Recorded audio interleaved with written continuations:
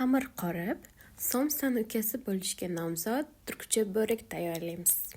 Tayyorlagan xamirimizni 12 zuvalaga bo'lib, tarelka kattaligida yoyamiz. Slivishni yoki margarin bilan o'simlik yog'ini aralashtirib, xamirlarimizni orasiga surib, qavat-qavat taxlaymiz.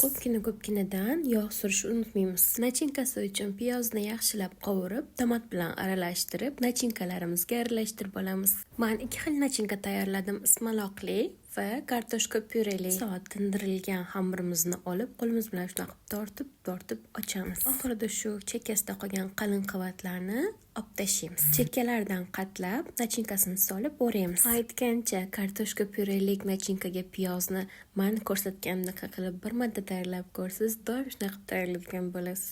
Juda ham mazali bo'ladi. Yarimiz tayyor, 180 gradus pechkada pishirib olamiz va ovozini ham eshitishingiz mumkin. Shunaqa kumur bo'ladi. Yangi retseptlarni yo'qotib qo'ymaslik uchun menga obuna bo'lib oling.